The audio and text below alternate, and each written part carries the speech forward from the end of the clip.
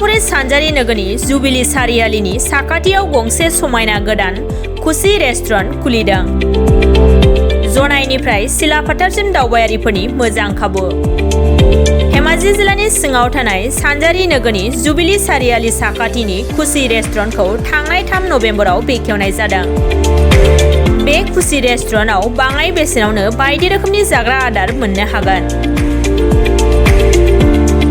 ब्रेकफास्टनि थाखाय बायदि रोखोम जाग्रा आरो गोबां लकेलनि मैगं-थाइगंनि संनाय जाग्रा आदारखौ बे रेस्टुरेन्टआव मोननो हागोन।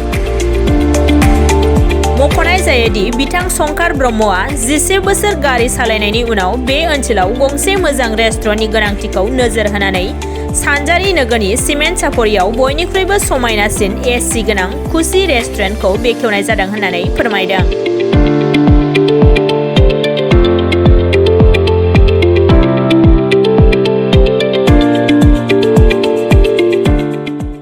आङो खुसि रेस्टुरेन्टखौ खेवनाया नभेम्बरनि 3 तारिख खालि बेखेवनाय जादों आरो बेहाय आजिखालि मडार्न जुगथ' सबबो फास्ट फुडखौ नागिरो नालाय फास्ट फुड आइटेम दङ आङो आरो सब लिरनाय दंखाजोबो मेनुआवनो नोंथांमोना फैबाथाय मेनु गांसे गांसे टेबोलाव थाखायो नायनानै अर्डार मथे आजिखालि आरो बेयाव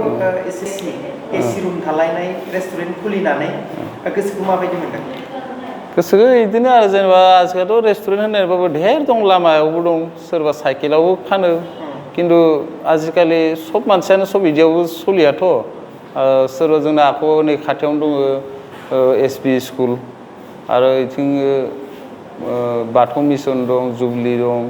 आरो बिथिं आफादफोरनि माबाबो दङ अफिसफोरबो दं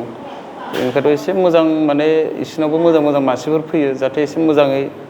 माने जिरायलांनानै माने मोजां माबानानै जिरायनानै माने आजिखालिथ' गरमफोराबो गोदोनि बायसा नंला एसे दा माने गरमफोरा भाबे आरो सब एसे स्टेन्डार्डखौ नागिरो नालाय बेफोरखौनो साननानै बानायनाय जादों आरो बिनि सिगां मा खामानि मावदोंमोन? आङो मावदोंमोन ड्राइभारबो मावदोंमोन ड्राइभार 10 बोसोर 11 बोसोर मावदों आं ड्राइभार ओमफ्राय बिनि सिगां मा खामानियाव बेस्थ'मोन? बेनि सिगाङावथ' गारि लाइननि सिगाङावथ' ओरैनो आमाय जयमनमोननो दंमोन आङो गोदो गेस सिलिन्डारफोर दिखांलाबायनाय गारिफोराव माने 15-20 मन फैयोमोन ओमफ्रायसो आमाय जयमलाबो माबा मोनसे सिखायना ला होननायाव बिदिनो गावनो एसे फोरोंदोंबो गारिखौ ओमफ्राय आगौ गारि गिदिर सालायनायखौ आगौ निजेबो सिखायनांगौ जायो ओमफ्राय बिदिनो हेन्डिमेन बोसोरसेसो थाबाय आङो थानानै ओमफ्राय आखौ गारि गिदिरखौ कम्पानियाव सालायबाय BIPL भारतीय कम्पानियाव 10 बोसोर सालायदो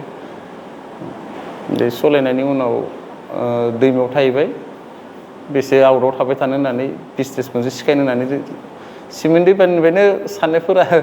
हजोंनो बिजनेस अन्थाइनि कुवारि मावै मावै बिदिनो ओरैयाबो दा माने हजोंआबो आजिखालि माबा गैलाथ' मा होनो कुवारिफोराबो एसे माने माबा जालांदों आरो आगोल जिमानथु माने साप्लाइ थाङोमोन दा साप्लाइ खम ओमफ्राय दा न'आव थानाय हिसाबैनो मा खालामगोन मा खालामा होननानै ओमफ्राय मानसिफोराबो बुङो जोंनि बेहाय बिदि रेस्टुरेन्ट मोनसे नांथारगौ मोजां माने एसे VIP टाइपआव रेस्टुरेन्ट नांगौ जनाइनिफ्राय सिलाफोथारसिम गेजेराव रावनावबो गैया मोनसे मोजां खेव होनायावनो बेखौ आरो स्कुलफोरखौबो साननानै आफादनि मानसिफोरा आंखौ बुंनाय हिसाबावसो आं बेफोरखौ माने खेवनायखौ जादों आरो गिदिर सिमांखौ नायनोसै दखानखौनो एसे दा सोलिलांबाथ' आरो बेहाय थानाय रुम बेबस्था बिदिबो खालामना सर्ट धालायफोरनाव लुनानै थानाय रुम भाराफोर बिदि सिस्टेम खालामनो होनना सानदों आरो ओमफ्राय दा जाफुंगोन ना जाफुङा गोजौआवसो मिथिसिगौ आरो रायजोफोरखौलाय खालामनो आरो जेनेबा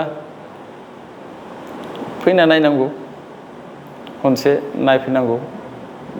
निजेनि हारि खेवदो होननानै सबबो फैनानै नायफैबा मोजां जायो माने